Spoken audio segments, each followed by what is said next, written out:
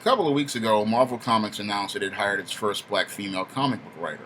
And many were celebrating the milestone that for the first time in 80 years, a black woman would be working in the bullpen at Marvel Comics. However, when you think about the project she had been assigned to write, you realize that this is another misstep that Marvel is making in its attempts to diversify itself overall. When I think about who they assigned to this character, that clearly they aren't a good fit. Now, Marvel Comics did hire its first black female comic book writer, but my issue is with the character they assigned her. Your first black female comic book writer is going to be writing the Black Panther. Now, I have no issue with a black woman writing the Black Panther. I have an issue with a black feminist writing the Black Panther. And that's who Marvel assigned to write the adventures of the Black Panther. When you think about this black feminist writing the Black Panther, it's clearly not a good fit. Why is it not a good fit? Because a black feminist is diametrically opposed to what the Black Panther represents, what the Black Panther stands for, and what the Black Panther's mission is. Black feminist is basically out to promote female superiority, black female superiority. And your Black Panther pretty much represents black masculinity, black leadership, and black strength. So this female is clearly unqualified to write this character because she just does not promote and represent what this character is about. She's not a good fit for this character because her values and ideas regarding black men are pretty much going to be misandristic. I mean, for example, we look at other black feminist writers such as your Bell Hooks and your Alice Walker and your Sapphire, and we get an example of what a black feminist views black men. Because when we read books like your Alice Walker's The Color Purple and Push, the novel by Sapphire, we see a very misandristic view of black men. So if we look at the example from the picture of these black feminists, we know what's going to probably be coming to the Black Panther with a black feminist writing it. A black feminist is pretty much going to try to make every effort to present a character like T'Challa in a negative light.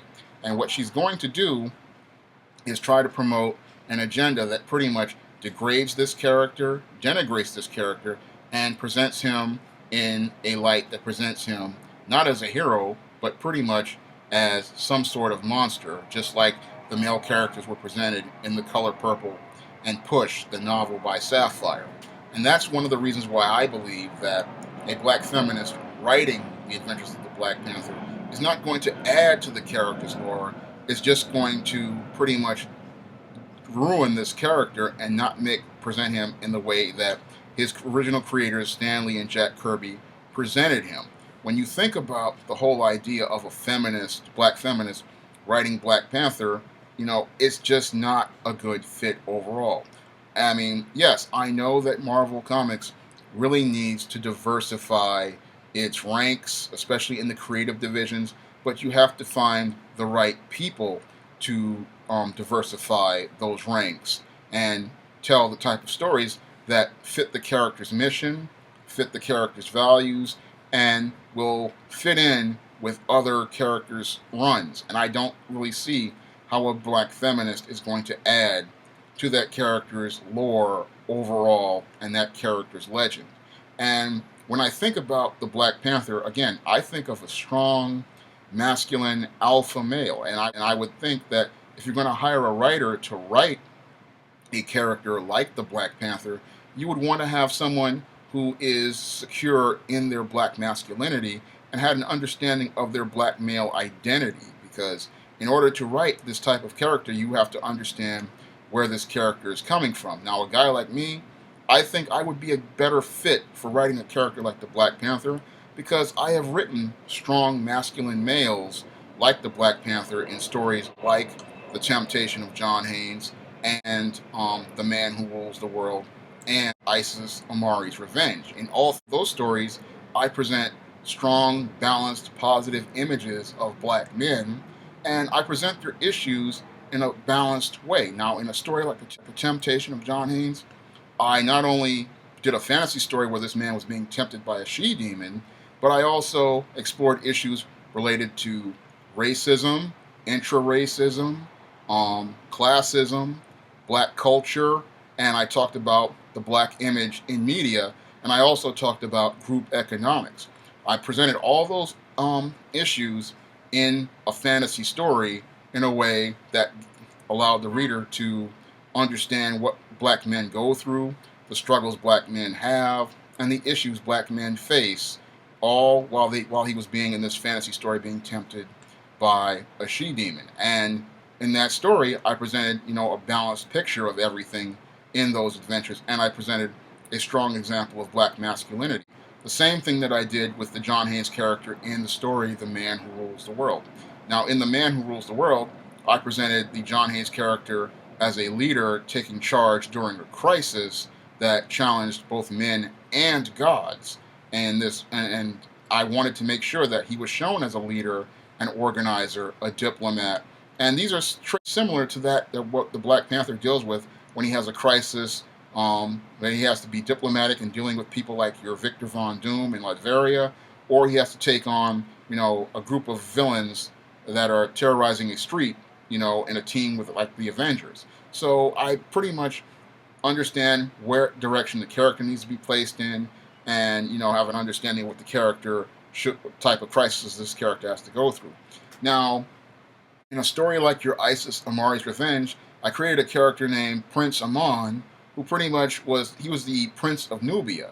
And in that story, I showed how this prince pretty much handled a situation with his servant, Isis, and the queen, Amari, who he's betrothed to be wed. And I showed that situation where he was a strong leader, and he took charge of a situation that could have deteriorated. And I also, in that story, I pretty much show how I had a sense of voice for a character like the Black Panther in that story, Amari's Revenge. Now, in Amari's Revenge, we see how I would write an African situation, how I would write a story about Africa. Because when you're writing Black Panther, you have to understand politics, business, and you have to understand how superheroes navigate situations in not only crime-fighting situations, but diplomatic situations. Because the Black Panther is very much an international hero. And again, I don't see how a feminist would be able to navigate all these situations in a fantasy realm. Because a lot of feminists, as I've seen, they like to push narratives and they like to push agendas in the undertones and the overtones of their stories that are very misinterestic and very much present a black man in a negative light. And in this day and age, we really don't need to see black men being presented like they have been in movies like The Color Purple and Sapphire's Push, which the movie Precious was based on, where they were presented as black brutes. Because the Black Panther is not a black brute. He's one of the most intelligent heroes in the Marvel Universe. He's one of the wealthiest heroes in the Marvel Universe. He's skilled in diplomacy. He's skilled in culture. And he knows how to navigate situations. And this is something that people would want to see in a Black Panther. And I don't see how a feminist is going to add to it. On the surface, yeah, it makes a nice press release for talking about diversity, but it doesn't add real diversity to the character. What would add diversity to the character is hiring a qualified writer to write a character like the Black Panther and let them have a strong run of stories the way Christopher Priest did many years ago on The Title. Yeah, you want to hire a black female writer, but you want to get them a character that's going to be a good fit for them. Now, if you want to hire a feminist to write a character like a Misty Knight or a Monica Rambeau, yeah, they would be a better fit there. But I wouldn't put them on a Black Panther, because what's going to happen is her values and her views are opposed to that character, and she's not going to give you a balanced picture of what T'Challa is like or what T'Challa is about. And what she's going to do is try